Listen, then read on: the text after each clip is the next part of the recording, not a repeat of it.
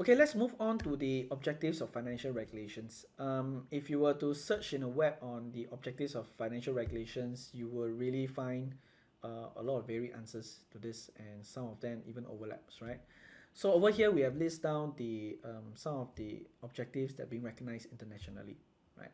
So under the ISCO, the International Organizations of Securities Commissions, they gave these three objectives. All right, financial regulation is supposed to safeguard investors and consumers. That's very important, right? People like you and me.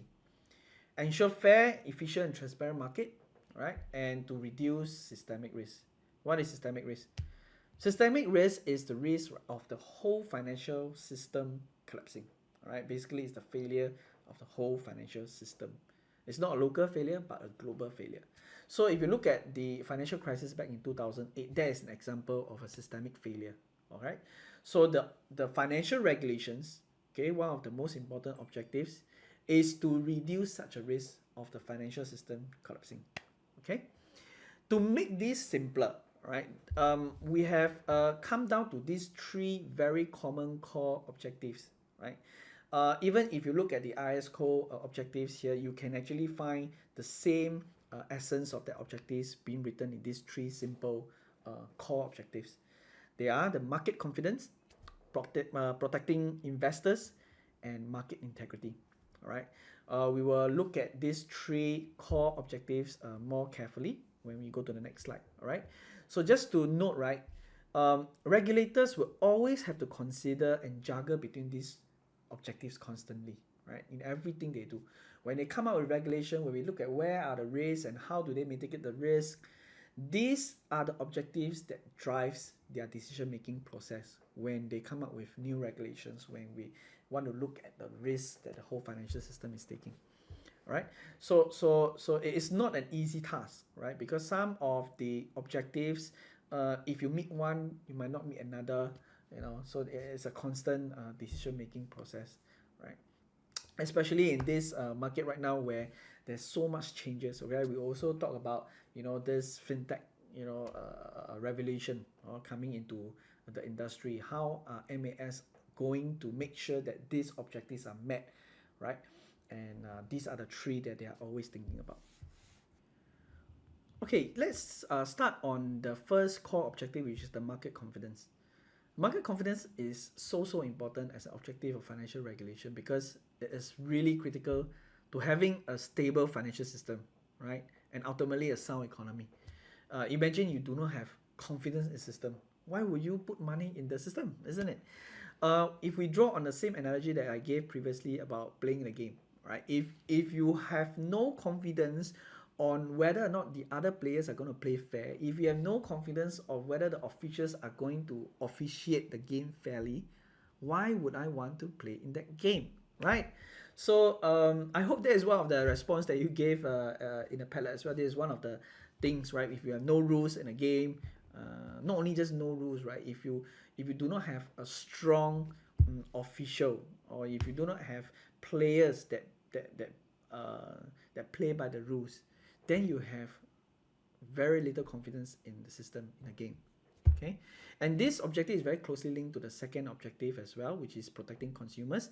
If consumers know that they are being protected, this also raise the market confidence, isn't it?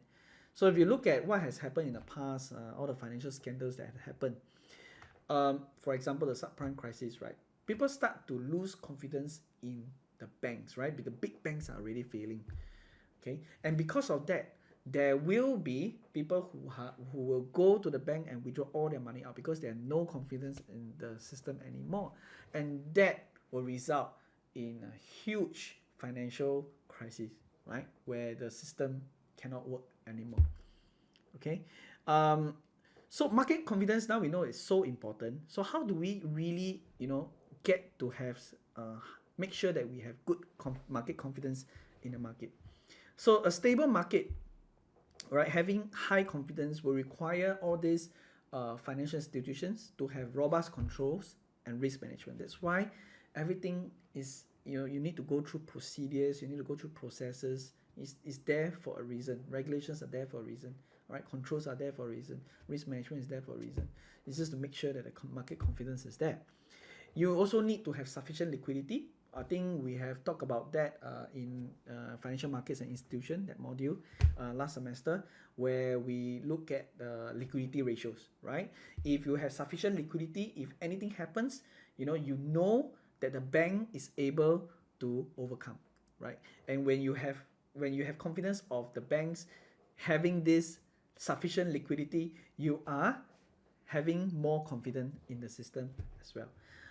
Of course, the next point is, no matter how much risk management controls and all the liquidity that you have in the bank, you need to have responsible managers, right?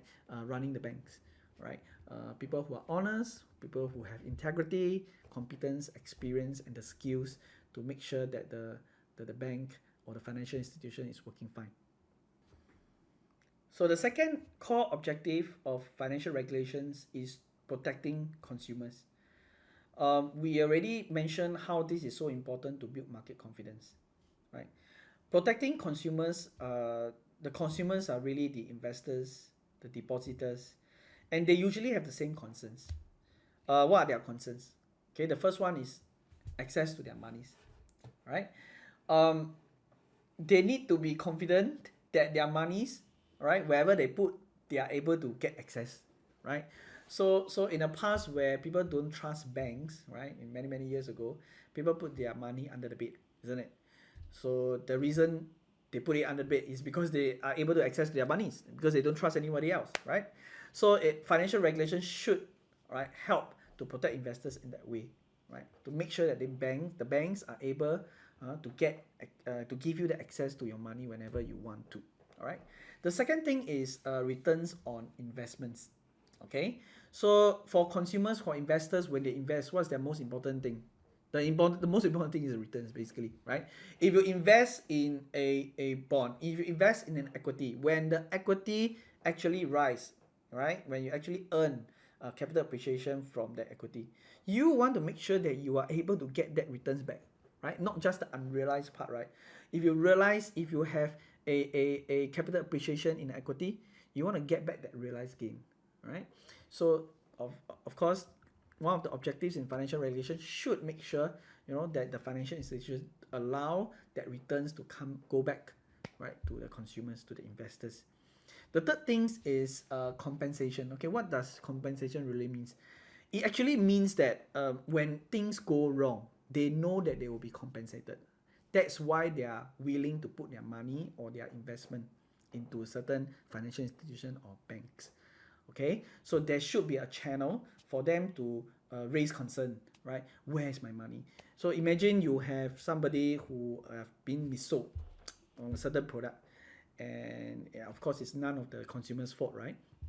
So there should be a channel for these consumers to go to, and to raise the issue, and so that there's relevant authorities there in order to investigate the matter and compensate them when if it's fair. Okay, so these are the things that financial regulation does in order to protect their investors. All right. So some of the ways that how the objectives can be met is basically monitoring this business conduct of these banks and financial institutions. All right, because they are the information provider, first of all, isn't it? If you want to understand more about the market, actually you do need to go to that that financial institution who you have put your money in, for example, a stockbroker company. You need to trust them to give you the correct information, right? So business conduct information providing is very important. How this financial institution market, promote, or sell is also very important and needs to be regulated. Their customer service on how they approach the customers, right, is also very important, right? How they manage their assets, how they do their portfolio management, right, when you do investment, is also very important to be regulated, so that it gives the consumer a peace of mind, when they invest. The third core objective of financial regulation is market integrity. All right, this is very closely linked with market confidence and protecting investors as well, because if you know that the market has integrity, that means they do not cheat. Then you will have market confidence, then you are protecting investors. All right, so these three objectives is really interlinked, right? So market integrity is really talking about the prevention of financial crimes and the prevention of market abuse. We need to make sure that the players, right, in the market, right, they are playing fair, right? They are not doing the wrong things. They have integrity, right?